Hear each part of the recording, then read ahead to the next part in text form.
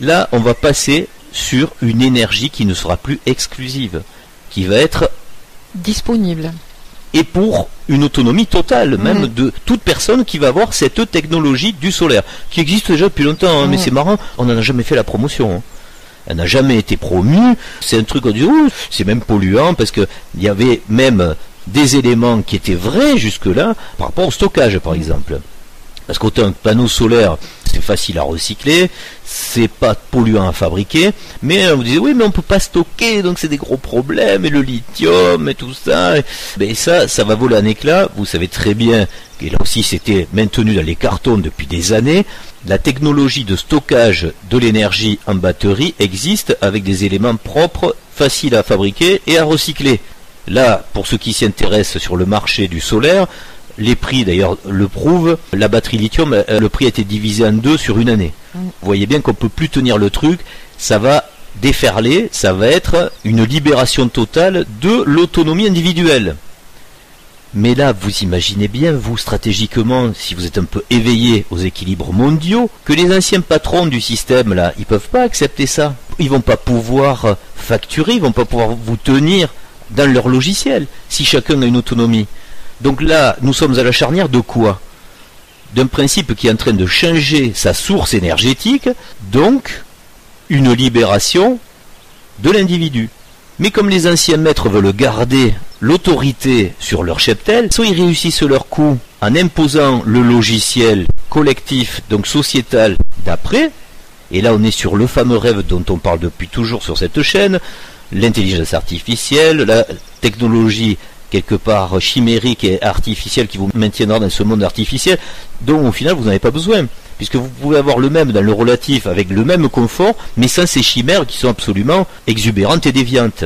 Le même dans l'absolu? Non, dans l'artificiel. Ces deux projets s'inscrivent dans le monde relatif. C'est-à-dire, soit vous aurez, là on va le préciser, on met les pieds dans le plat, on va rentrer dans les détails de la description des deux projets possibles dans le relatif. Il y en a un absolument bizarre, hein, mais qui peut être intéressant, on l'a déjà dit, même, vous serez heureux même dans celui-là, si vous voulez rester là. Je l'envisageais tellement pas. Oui, mais si vous partez dans le délire de l'homme démiurgique, augmenté, etc., comme Laurent Alexandre sait le décrire, hein, je parle de lui puisqu'il s'en fait le porte-parole. Qui remet ses décisions à l'intelligence artificielle. Ce qui est pas bête en soi, dans un monde où ça va pas bien. Vous avez bien vu, allez, on prend un exemple, la justice. Oui.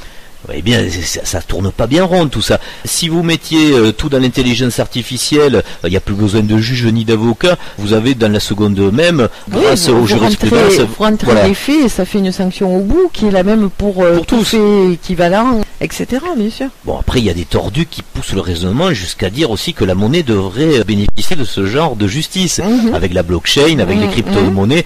Non, mais dites-vous bien qu'au final, derrière l'intelligence artificielle, on fait ce qu'on veut. Après, les maîtres, ils pourraient rester là. Et c'est là l'astuce du jeu. C'est que si vous partez sur ça en croyant que ça c'est la solution, mais vous allez dans un truc absolument maîtrisé par les mêmes qu'avant.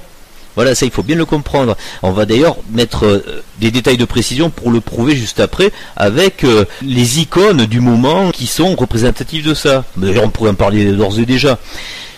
Les États-Unis ont ce modèle féodal, parce que c'est un modèle féodal, puisqu'il fait appel à une fausse méritocratie. À l'époque, le modèle féodal, c'était la méritocratie du plus fort de l'épée. On comptait sur le seigneur, étant des agriculteurs qui apportent l'alimentation, et on avait le modèle féodal qui protégeait de par l'arme. Chacun était spécialisé, chacun a son rôle, c'est normal. C'est-à-dire qu'il y a une répartition des rôles, alors que là, c'est un mensonge, elle est fausse.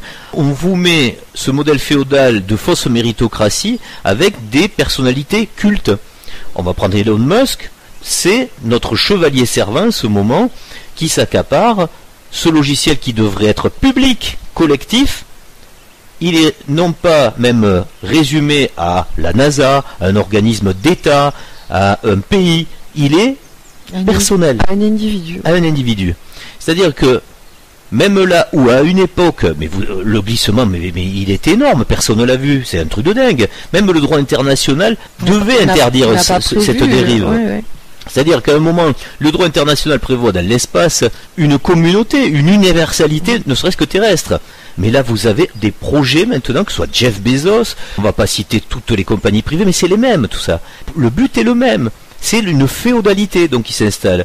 Donc les USA sont un modèle féodal avec pourquoi une fausse méritocratie? Parce que si vous n'avez pas creusé le sujet, vous vous dites mais après tout c'est normal, ce gars-là a une réussite méritée, tu te rends compte, il a monté des entreprises, il a le succès proportionnel à son talent, il a inventé des choses, tout comme Bill Gates, mettons, aurait inventé la fenêtre ou la porte, ça dépend des cas, et tout ça c'est mérité. Mais non, vous comprenez bien que là est le leur, et même imaginons que c'est vrai.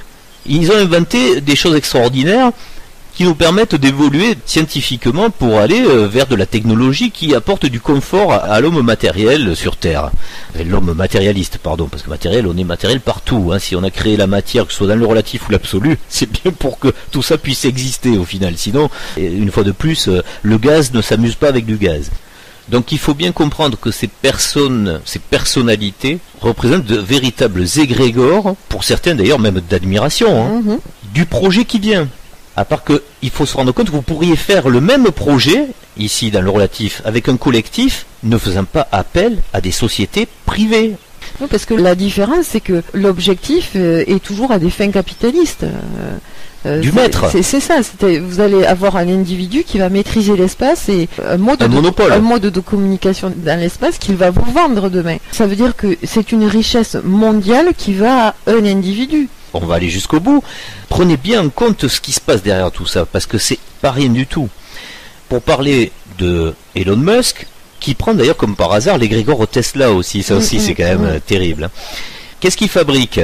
Des véhicules électriques, ça c'est bien le projet valable pour demain, puisque on le sait, le problème des batteries n'est que temporaire, tout ça, ça va rentrer dans l'ordre, ce sera très écologique, tout ira bien. Il a investi dans la recherche et dans la production des panneaux solaires et dans le spatial. Bon, c'est là qu'il y a un petit hic, on ne va pas rentrer dedans, on n'aurait pas le temps dans cette vidéo, mais on pourrait parler aussi de l'assujettissement total de la planète avec le projet Starlink, et c'est 42 000 satellites du maillage terrestre. C'est extraordinaire qu'on puisse laisser un privé faire ça. Ouais, considérer qu'un privé a le droit d'envoyer 42 000 satellites dans l'espace. Je pense qu'un État l'aurait fait, ça ne se serait pas passé. Ce que j'allais dire, il faut aller plus loin. C'est ça qui est terrible. Même si on avait dit, mettons, la NASA pour les États-Unis va faire ça. Là, ça choque pas, mais on aurait dit la Russie ou la Chine fait ça. Là, on aurait commencé à flipper, à serrer les fesses. Mais Elon Musk, il le fait, c'est un privé. Il est extraordinaire.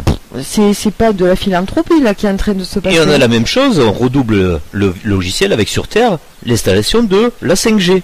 Oui, tout à fait. Voilà, c'est la même chose. C'est la même chose. Donc comprenez bien que si vous voulez être asservi à un système féodal, c'est-à-dire que là où on était asservi jusqu'à aujourd'hui par la ressource d'un État qui était pétrolière, on le voit là avec le cours du pétrole, les échanges Russie-Arabie, mais demain ce sera plus un État.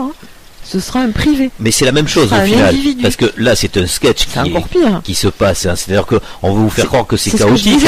Tout est exponentiel en fait. Bien sûr, tout est lié. L'évolution telle qu'elle soit, elle est exponentielle. Mais tout ça, au final, c'est un sketch. C'est pour faire passer la pilule, puisque vous imaginez bien que pour faire la transition entre le moment où on vous tient avec une énergie que vous ne pouvez pas maîtriser, qui ne vous rend pas autonome et dont vous avez obligatoirement besoin, et le moment où cette énergie en fait elle serait libre, il va bien falloir créer un chaos pour pouvoir tenir ça de main de maître et le maîtriser dans un cadre sécuritaire et, pour pas qu'il y ait de révolution, un cadre avec une causalité.